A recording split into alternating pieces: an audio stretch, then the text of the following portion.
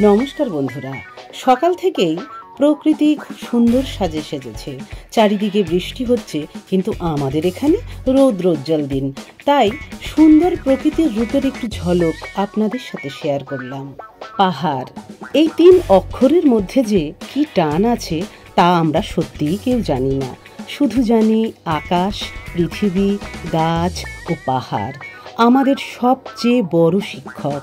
কারণ তারা বইয়ের বাইরেও জীবন সম্পর্কে আমাদের অনেক কিছু জ্ঞান অর্জনের সুযোগ করে দেয়। প্রতিদিনের মতো আমার পাখি বন্ধু আজও আমার জানালায় এসে উপস্থিত। আমি খাবার দিই, ওরা খেতে থাকে। রোদের মধ্যে হঠাৎই শুরু হয়ে গেল ঝিরিঝিরি বৃষ্টি। ছোটবেলায় এমন দৃশ্য দেখে মা বলতেন পুষ্প বৃষ্টি হচ্ছে। হয়তো সত্যিই তাই, পুষ্প বৃষ্টি হচ্ছিল। এত সুন্দর আবহাওয়া দেখে একটু ঘুরু ঘুরু করার ইচ্ছে জাগলো। আর যেরকমই ইচ্ছে, আর সেটা পূরণ করার জন্য বেরিয়ে পড়লাম পতিদেবের সাথে। আসলে আমাদের বাইরে একটি বিশেষ কাজ ছিল, তাই বেরিয়ে পড়লাম। একটু ঘুরু ঘুরুও হবে আর কাজটাও সারা হবে। এক কথায় রথ দেখা আর কলা বেচা দুই একসাথে হবে। পথে যেতে যেতে দর্শন মিলল আমাদের জাতীয় পাখি অর্থাৎ ময়ূরের। আপনারা সকলেই জানেন এখানে এদের অবাধ বিচরণ, তাই সাথে সাথে ক্যামেরাবন্দি করে নিলাম আপনাদের সাথে শেয়ার করব বলে।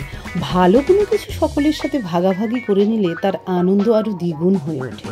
এই দৃশ্য আপনাদের নিশ্চয়ই সবার ভালো লেগেছে, কি তাই না বন্ধুরা? যেই বিশেষ কাজে বাড়ির বাইরে গিয়েছিলাম ঘুরু ঘুরু বা কাজ সারতে, সেই কাজটি সেরে বাড়ির দিকে রওনা হব, তখনই শুরু হলো ঝমঝমিয়ে বৃষ্টি। আর সেই বৃষ্টির মজা নিচ্ছিল দুজন স্কুল পড়ুয়া ছাত্রী। ওদের দেখে ছোটবেলার কথা মনে পড়ে যাচ্ছিল। সত্যি এই মুহূর্তটা মনে হচ্ছিল যেন পৃথিবীর সব থেকে সুন্দরতম মুহূর্ত।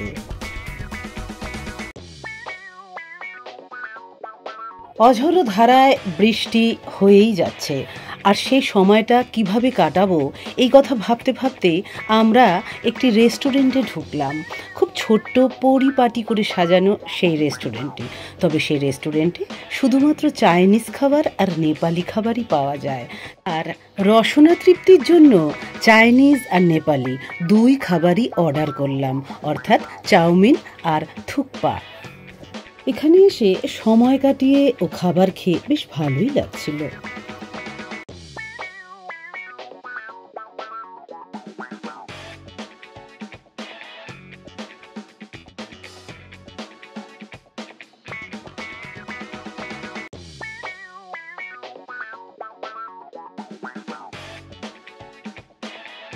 যেই না বৃষ্টি থামা, ফিরে এলাম বাড়িতে। সন্ধে হয়ে গিয়েছিল। দিনের রৌদ্রোজ্জ্বল প্রকৃতির শোভার যেমন রূপ ছিল, রাতের বৃষ্টিস্নাত প্রকৃতির শোভাও ছিল অপরূপ। তাই সেটাও ক্যামেরাবন্দি করে আপনাদের সাথে শেয়ার করছি। রাতের পাহাড়ের এই রূপ সকলকে মুগ্ধ করবেই। অন্ধকার নামলেই অসংখ্য তারার মতো জ্বলে ওঠে পাহাড়ের আলো।